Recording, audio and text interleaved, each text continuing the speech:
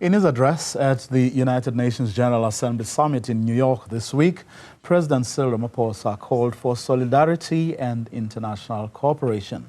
The president was speaking for the first time at the UN since the formation of the Government of National Unity. Ramaphosa said solidarity played a role in the formation of South Africa's new political reality. For more on this, I'm joined by Professor Anthony van Nieuwkerk, Professor of International and Diplomacy Studies at the Thabo Mbeki African School of Public and International Affairs. Prof, a very good afternoon to you. Thanks very much for your time.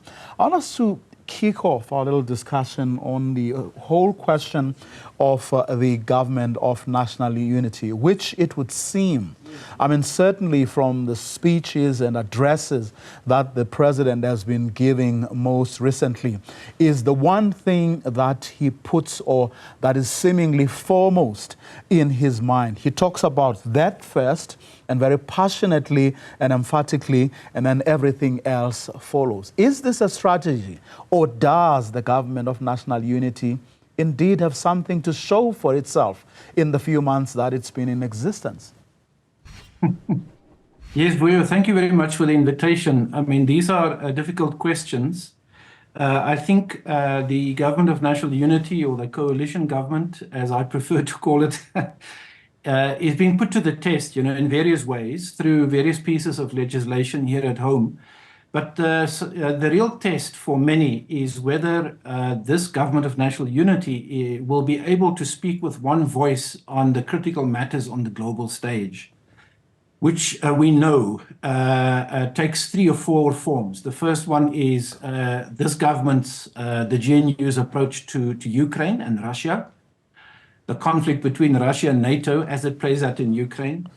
The second one is this government's approach to Gaza, or the Palestinian cause, or its response to the aggressive behavior of the Netanyahu government. The third one is, what position would this government take on climate change? And then the last one, which is very pertinent now and in the news, is should South Africa put its name forward if a seat opens on the Security Council in the form of a permanent seat, but without the veto? What would the Government of National Unity do in terms of these challenges? My own opinion is that I think it will be severely tested, because it's not yet found a template or a set of shared values that can drive its view of international affairs and assist it to make choices when it comes to these difficult issues. I get the point of optimism and giving people hope on the back of what we've been going through. But isn't there an inherent danger in parading the formation itself, right, with all its possibilities, even before it begins to deliver in reality? No, you're quite right. I mean, so as I said, I think there are various tests for the Government of National Unity. And let's be frank, the foreign policy of the South African government is not determined by the coalition partners in the GNU. It is the former ruling party, it's the African National Congress, the ANC, that sets the tone, the style, the substance, the direction of our foreign policy. It's not deviated much from that. All it does is it takes some of its coalition partners with it when it goes to meet its allies abroad. For example, remember that very dramatic visual, Vuyo, I wonder if you saw it, of President Ramaphosa shaking the hand of President Xi Jinping from China, and right next to him is John Steenhuisen, the leader of the DA, but now a coalition partner, also shaking the hand of the Chinese president. And so the mind boggles as to what it is that politically and ideologically they share, except if you maybe push the envelope a little bit. The Government of National Unity will find a set of shared values and speak as one if it can agree on what the national interest is. If it is in South Africa's national interest to deepen the trade and political and economic and military relationship with a leader of the BRICS alliance, which is China, then it's good and well. But I'm not sure. And by the way, we haven't had this national debate about what constitutes the national interest. What is it that binds together the partners in the GNU? In fact, President Mbeki says, and Cyril Ramaphosa says, two sides of the same coin when it comes to the national dialogue. Let's put this on the national agenda and discuss it. So I'm afraid that the GNU might be caught out very quickly because it's not yet positioned itself. It's not yet prepared itself to speak with one voice on these critical matters. There are many matters at home also that is catching them out. I mean, the education bill is a particular challenge for us. The just energy transition is another one where I think values differ.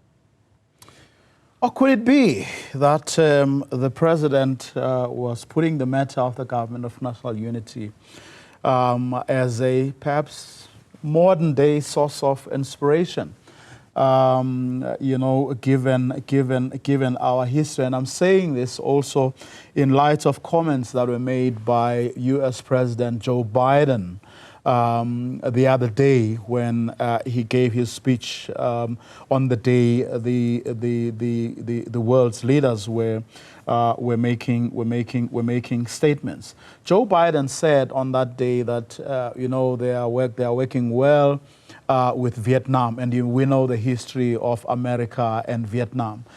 He also made reference to apartheid. That apartheid is no more. Perhaps then our president, in trying to inspire the world to think about what is going on in the Middle East, to think about what is going on between Russia and Ukraine, to think about what is going on in Sudan, he then sought to evoke the government of national unity as one modern day example of what is possible to make the world a better place. Look, Voye, I mean, politicians have to do this. They have to sell a product to the world. I mean, President Ramaphosa really needs to explain and convince the international community that South Africa has a government of national unity and that we are able to make and keep the peace at home, because we desperately need investment, whether it's from the Americans or the Chinese or the Russians or the European Union or the Gulf states. The message that the script that he has to follow in order to promote South Africa abroad.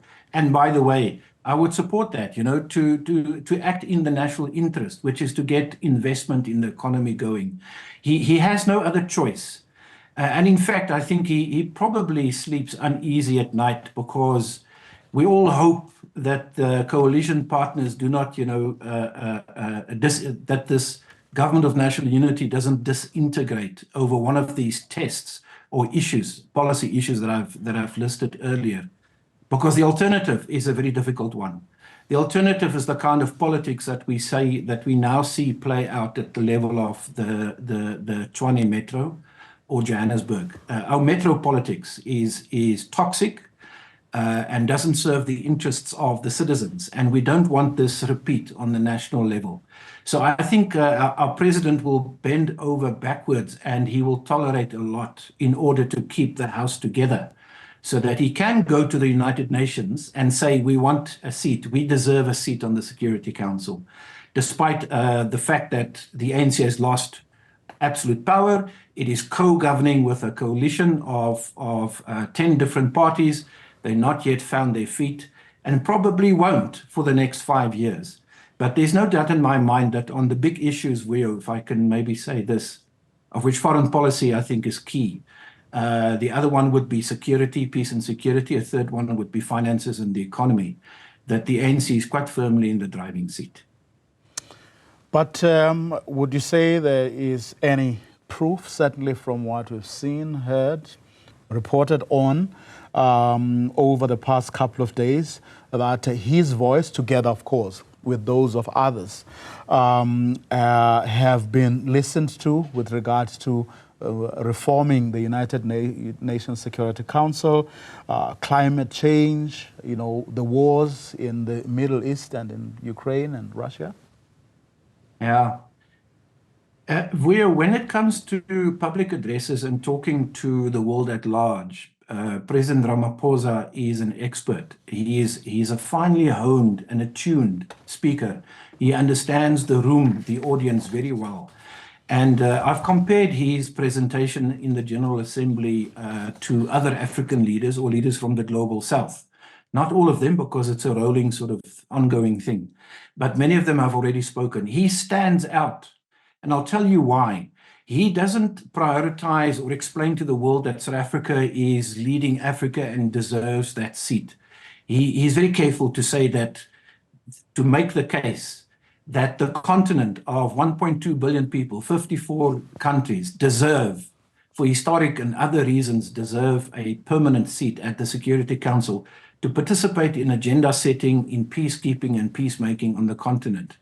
And he's very careful not to single out one country or two countries. In fact, let me predict, when he comes home and he has to go to the next AU summit meeting, that is where the real debates will take place, probably behind the doors, because hard words will be spoken about which two countries out of 54 on the continent deserves to sit on the Security Council on a permanent seat, which is a very demanding process and a responsibility to take up for any country. So I think, yes, I think he has the voice. I think people recognize him as speaking on behalf of the continent. He's not the only voice. There are a few others, but I think he stands out because he's very polished in the way that he makes the African case internationally. Well, the immediate past Minister of International Relations made no secret of the fact that she wanted, and everyone seemed to agree, that South Africa wants one of the commissions of the AU. Hint, hint. But that's where we're going to leave it for now, Prof. Thank you very much for your time. Professor van Nieuwkerk, who of course is with the Thabo Mbeki Institute of International Relations. Mutel Khwaripe is next with your business update.